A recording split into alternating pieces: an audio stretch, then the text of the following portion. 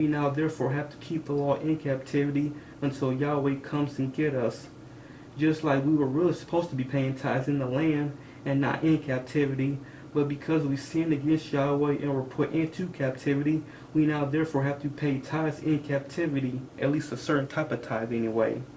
When if we had not been rebellious and would have done what Yahweh had said to begin with, we would have only been paying tithes in the land and not in captivity. But since we're in captivity, we now have to pay tithes here until we can get back to the land. We are supposed to keep the law anywhere and everywhere, no matter where we are at. Unless there is a restriction or a certain stipulation, like when it comes to the Passover or burnt offerings or the year-to-year tithes or the 3-year tithes, we're supposed to keep all of Yahweh's laws. Now, I am going to prove to you that we cannot keep the year-to-year tithes and the 3-year tithes. If you go back to verses 17, it reads, "Thou mayest not eat within thy..." By the way, that's Deuteronomy chapter 12, verse 17. It reads, "Thou mayest not eat within thy gates the tithe of thy corn, or of thy wine, or of thy oil, or the firstlings of thy herds, or of thy flock, nor any of thy vows which thou vowest, nor thy freewill offerings, or heave offering of thy hand. But thou must eat them before Yahweh thy Elohim in the place which Yahweh thy Elohim shall choose." Now this is referring to the year-to-year tithe and the 3-year tithes, and let me prove that. I'm going to go to Deuteronomy chapter 14, verses 22, and it reads, "Thou shalt truly tithe all the increase of thy seed, that the field bringeth forth year by year." Now that is the year-to-year tithe.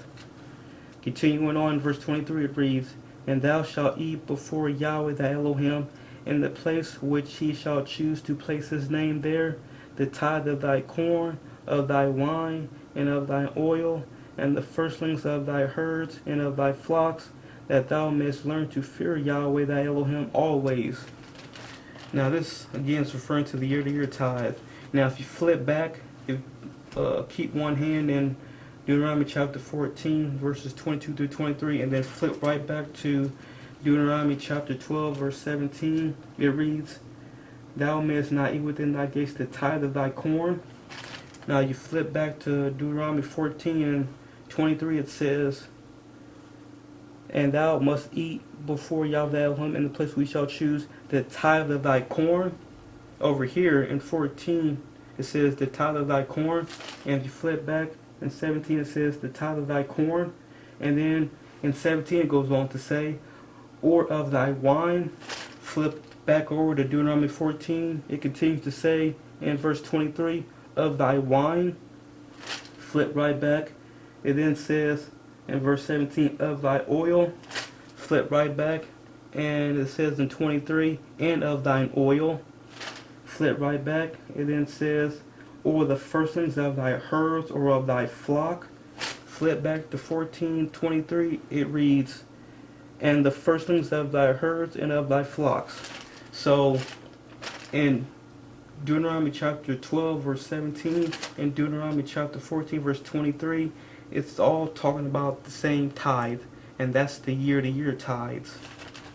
Now, it's also referring to the 3-year tithes, and let me prove that. If you go to Deuteronomy chapter 14, verses 28, it reads, "At the end of 3 years, thou shalt bring forth all the tithe of thy increase the same year, and shalt lay it up within thy gates." Now, what verse 28 is saying, it says at the end of 3 years, you're going to bring forth all the tithe. The tithe of what? When it says bring forth all the tithe, what tithe would that be? Well, I was referring to the tithe of your corn, of your oil, of your wine, of your flocks. It's referring to that tithe. At the end of 3 years thou shalt bring forth all the tithe of thy increase. The increase of what? Well, the increase of your animals, your flocks, the increase of the corn that you planted, the increase of your oil, the increase of your wine. It's referring to that type of increase. And all this is dealing with those types of tithe, those types of things like corn, wine, flocks, oil.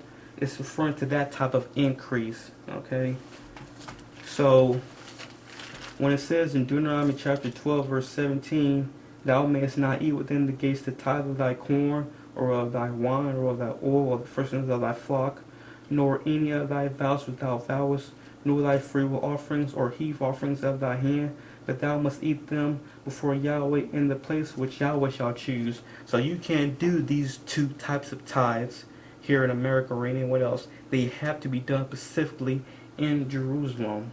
But again, that's only referring to those two types of tithes. Okay? It didn't say anything all about Levitical tithes. It's just those two types of tithes. So those two types of tithes we cannot keep here in America. Alright? Now, there may be some people that say that tithe is either not money or it has nothing to do with money. First, you have to know what the definition of tithe and, more importantly, what it means. A tithe is a tenth, or in other words, 10%. A tenth of what exactly? Well, it could be a tenth of anything. It could be a tenth of your corn, a tenth of your sheep or cows you own, or a tenth of all the gold and silver you own. It just means tenth, period. Now, going to Deuteronomy chapter 14 again, verses 22. In verse 22, it talks about a certain type of tithe, which I just discussed, but I'll explain it again, and that is the year-to-year tithe. From verses 23 to 26, it says how you are supposed to keep this particular one. When you do this particular tithe, you have to take a tenth of all the food that you planted when you were out and planted your food with the seeds you had. Whatever increase that you would have gotten from the seeds that you had planted every year, you take a tenth of that. So I'll just give an example. So if you had planted, let's say, cucumber seeds in the year 2020 and planted them again in the year 2021, and you got a bigger increase in the number of cucumbers in the year 2021 than you did in the year 2020, then you would take a tenth of the cucumbers you had received in the year 2021. If you had planted cucumbers again in 2022 and gotten a bigger increase of cucumbers than you did in the year 2020 and the year 2021, then you would take a tenth of that of what you had made in 2022.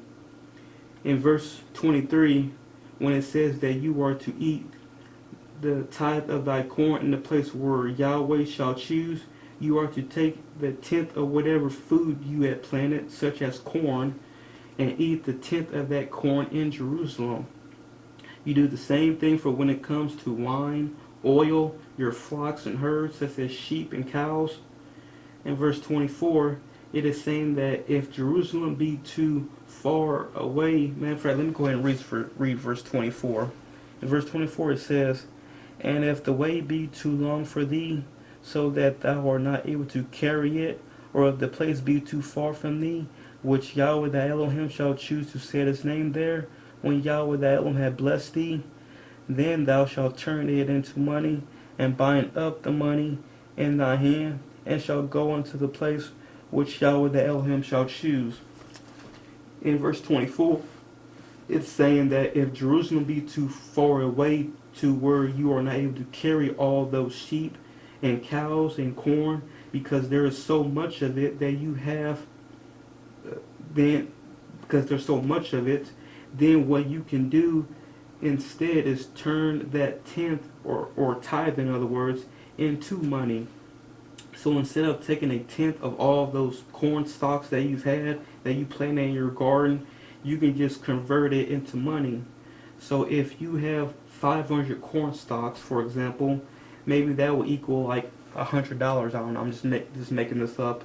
let's say you got like 500 corn stalks, and that equals a total of $100 in weight or something.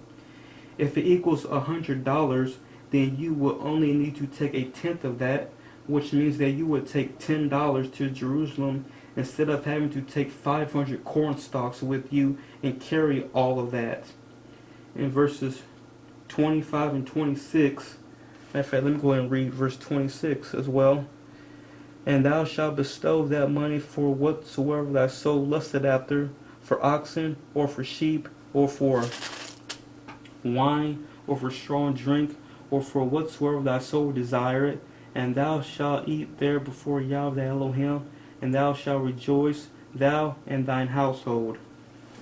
So in verse 25 and 26, if you do turn it into money, then whenever you go to Jerusalem, you are to present that money or give that money for whatsoever you are lusting after to eat. You're supposed to give whatever you are lusting to eat after. If you want to eat some oxen or some sheep, you can use that $10 to buy some lamb chops. Then you would eat those lamb chops at Jerusalem, and you will rejoice and have a good time eating, you and your household. This is one of the main things tithes are used for. It is used to help feed our people. Tithes are not specifically food, and it is not specifically money. It is just a tenth.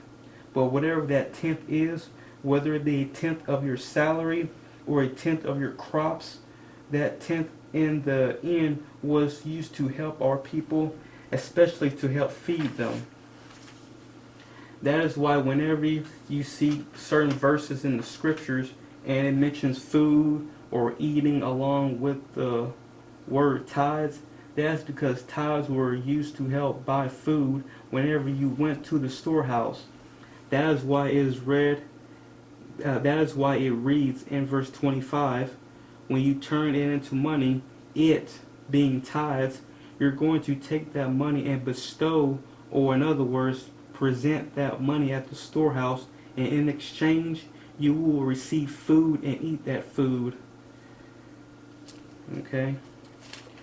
Now in verses 25 and 26, it does not mention the word storehouse, but that is where the tithes were kept at. That is proven in Malachi chapter 3 verse, that's Malachi chapter 3 verse 10. And let me go there real quick and prove that. So I'm going to go to Malachi chapter 3.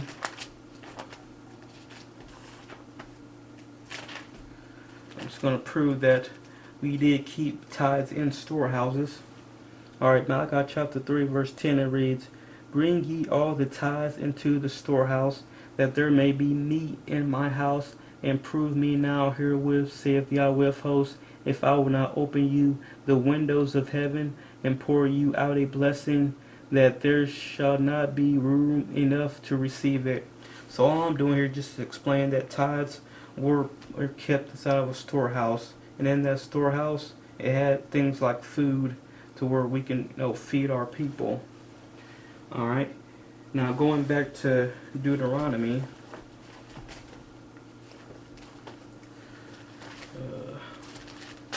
chapter 14. Alright, now in verses 28 and 29, it mentions another type of tithe, and that's the 3-year tithe that I talked about earlier. The way this tithe works is that you bring a tenth of the increase of your crops every 3 years. As a matter of fact, let me go ahead and read those verses. Verses 28 and 29.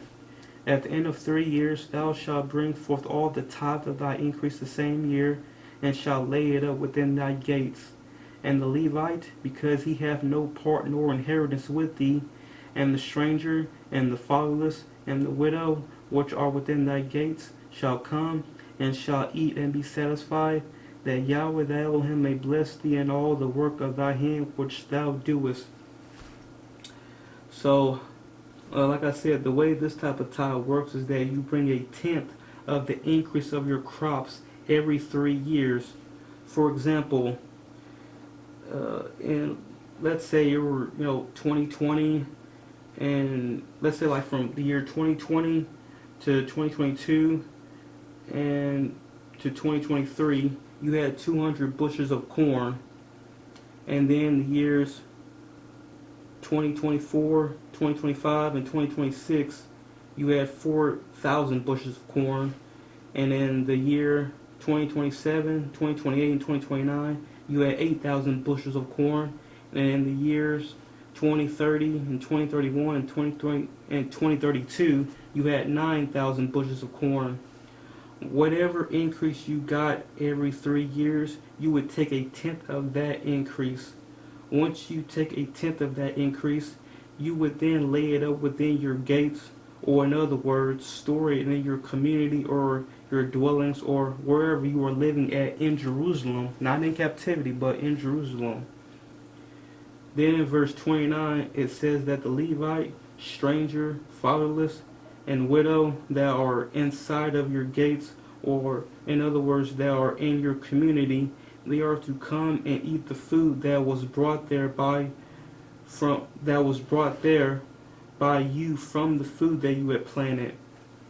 Now the increase of the food that you had received that third year, you were to take a tenth of that and store it somewhere in your community so your brothers and sisters that were in need of it could have something to eat.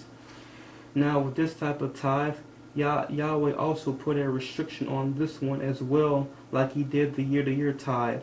With the year-to-year tithe, the restriction was that this was to be done in the place that Yahweh had chosen, which of course is Jerusalem. With the 3-year tithe, Yahweh said that this particular tithe has to be done in the place he put his name at. And this is proven in Deuteronomy chapter 12, verses 17 through 18. So with the 3rd-year tithe, basically all it's saying, like, and I'll try to give this example again. So if the year were 2021, you had planted, some corn, and then you did it again in the year 2022 and then 2023. So that's 3 years right there. And you ended up getting 2,000 bushels of corn from the year 2021 until the year 2023.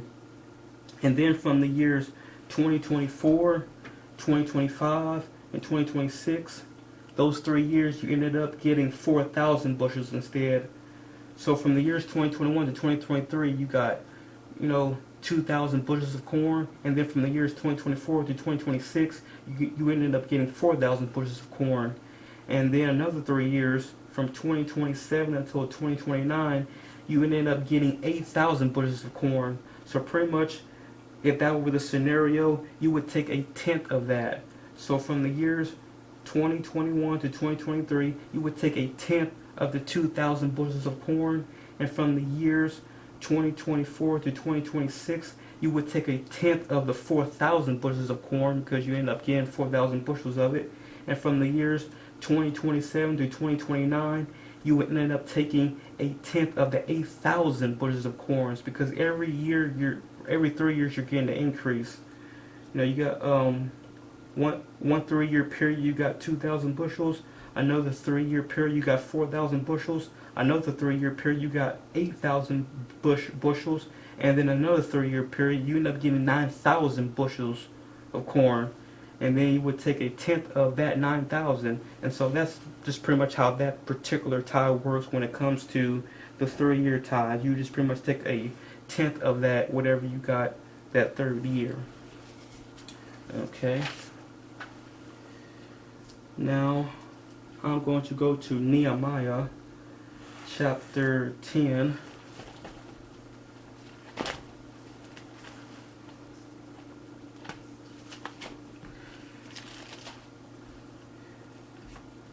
Nehemiah chapter 10.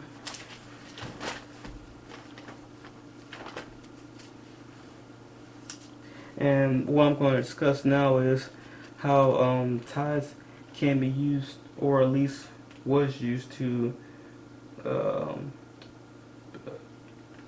pay for the sanctuary that we had. I'm going to show scriptural evidence where people in our past did use tithes for the house of Yahweh, or for his temple, or for his sanctuary. And I'm going to start at verse 32 and read to 39.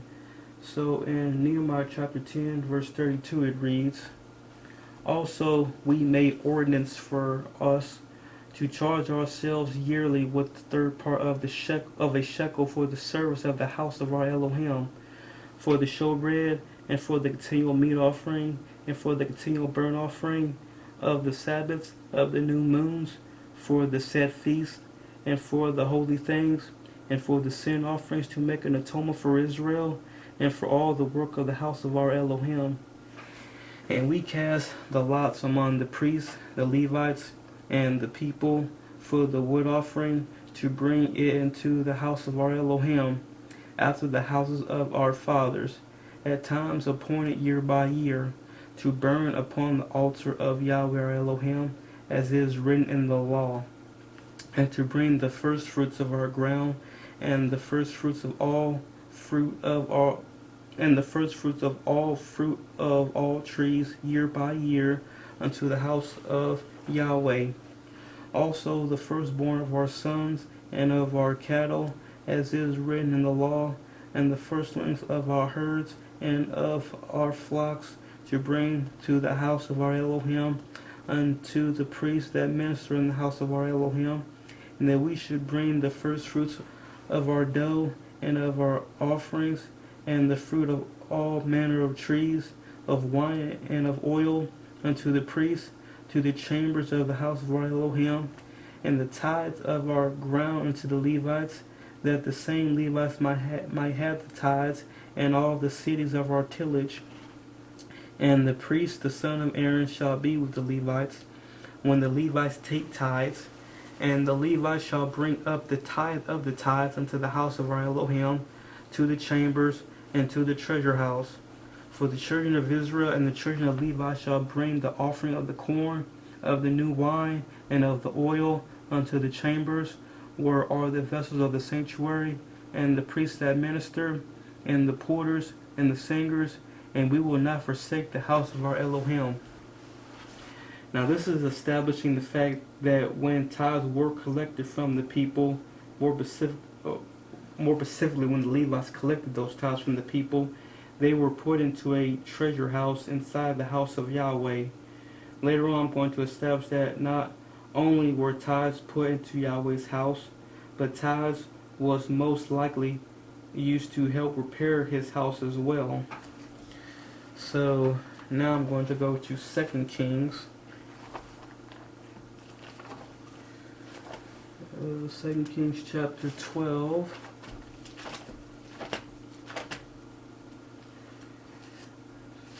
Okay, 2 Kings chapter 12, verses 2 through 14.